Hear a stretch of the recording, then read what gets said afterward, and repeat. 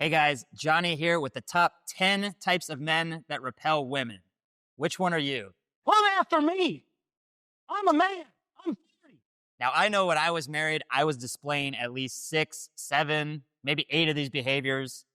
And a lot of them are pretty cringeworthy. You're going to recognize that one friend of yours that just keeps getting ghosted and can't figure out why. And the sad thing is, while you're performing these behaviors, you think that you're actually doing something that makes you attractive.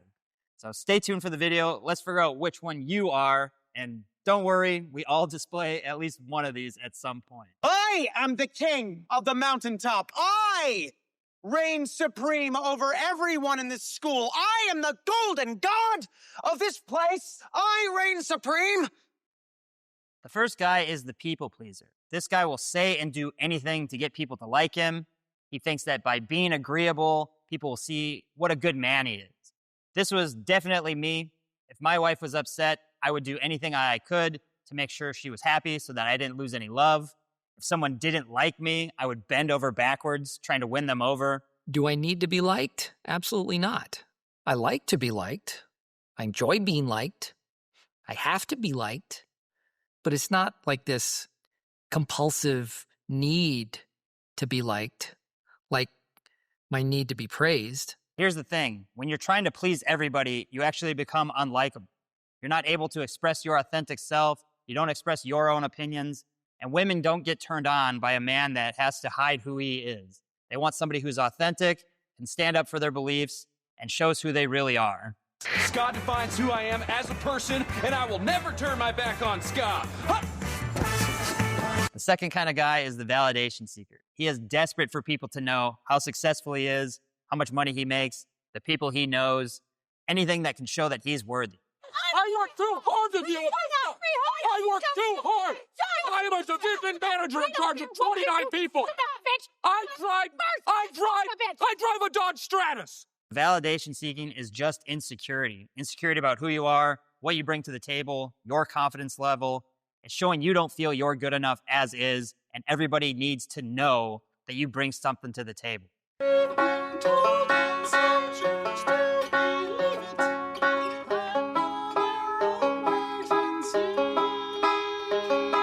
Number 3 is the couch potato. This guy has completely given up on himself.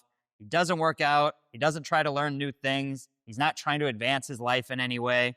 His typical evening is sitting in front of the TV, watching Netflix, or playing Call of Duty till 2 in the morning.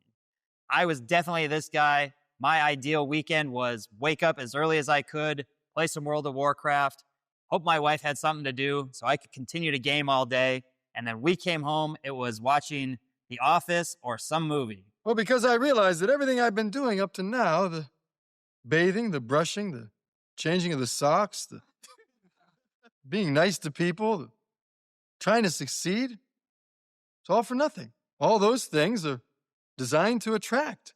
Why should I be attractive?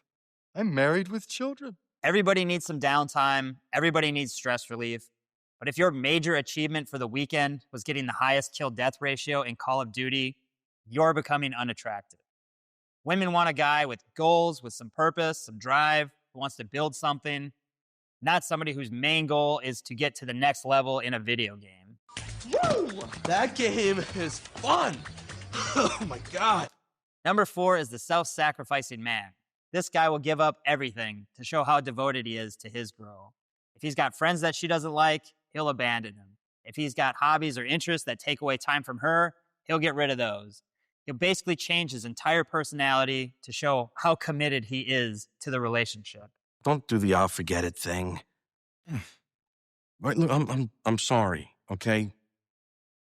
I won't go back there. Goodbye, ravioli stuffed with meat. I hardly knew you.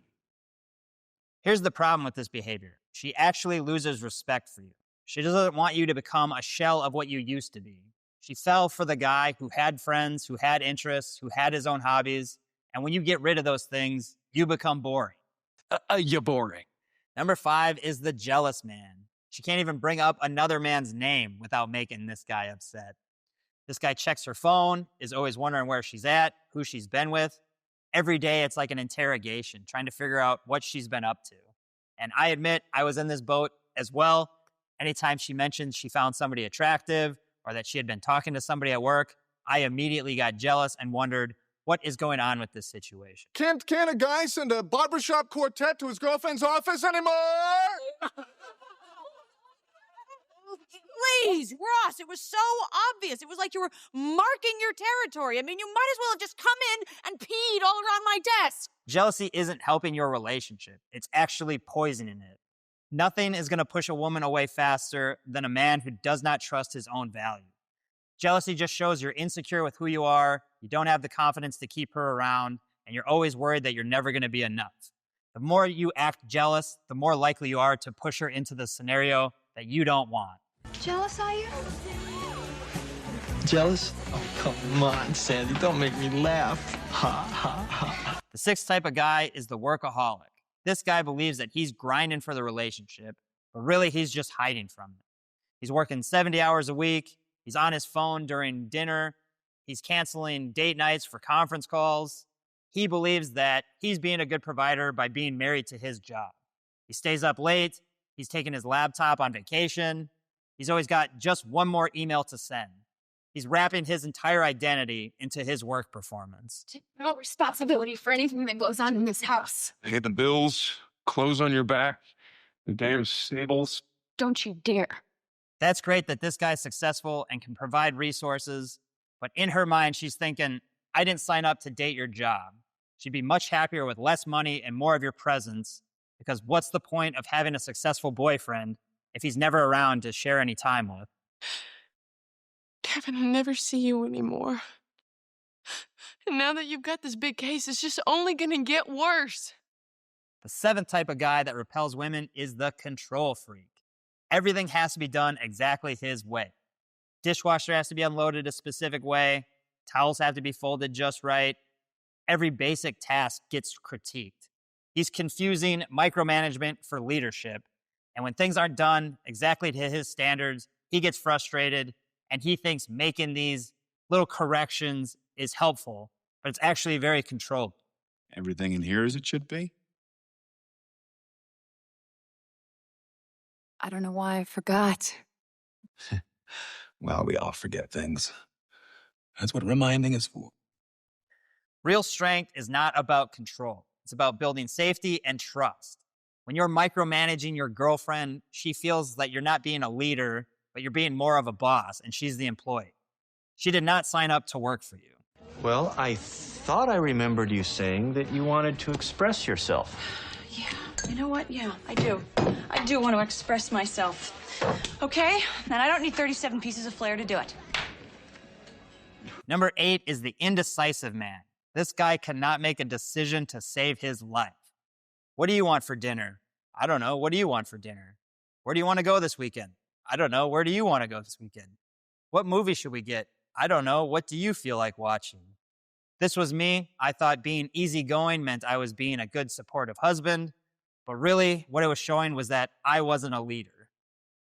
God damn it. What do you want? Here's the brutal truth. Women want a man that can lead the relationship. Having to make decisions all the time puts the woman in her masculine. If you're unable to decide what's for dinner or what movie you even want to watch, it shows that you're not capable of expressing your own opinions, your own thoughts, your own feelings, and that you're not able to let her just relax in her feminine and you can take control.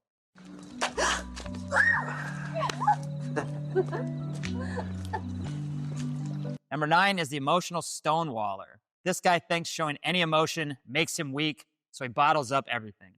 During an argument, he'll give the silent treatment or he'll just walk away. I was definitely guilty of this. If I was upset or if I was frustrated, I would shut down, and sometimes I wouldn't talk to my wife, sometimes for days. No, not all right. I'm really sorry. Sorry, you're not sorry. You know what I meant. In short, stonewalling is unattractive because it shows you can't handle her, you can't handle conflict, and you can't handle yourself. I'm a monster!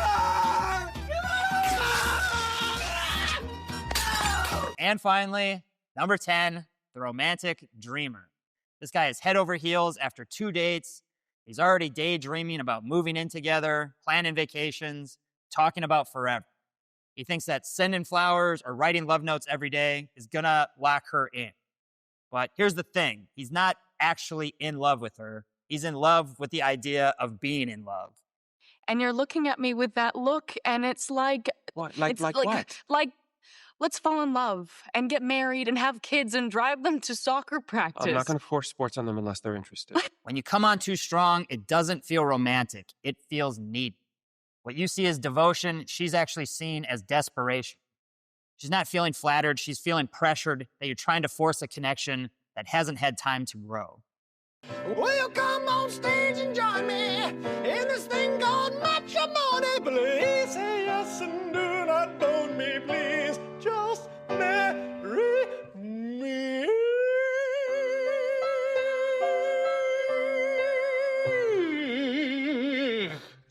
So those are the 10 types of men that repel women. Did you catch yourself with any of these behaviors? After making this video, I feel I was doing at least 7 to 8 of these behaviors. And the sad thing is, I thought I was being the perfect boyfriend, the perfect husband, because I was avoiding conflict, being a people pleaser, and doing grand gestures. I thought that made me relationship material. If you did catch yourself behaving like any of these types of men, your dating life could be suffering. Women can spot this behavior from a mile away. But here's the good news. Once you recognize these patterns, you can actually do something about it.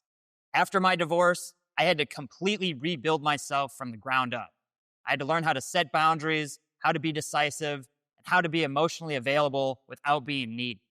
And the life that I've built over the last 8 years is nothing that I would have ever expected. Confidence I've built, the relationships I've had, the man I've become, it's completely unrecognizable. That prior version of me used to repel women, and I didn't know why.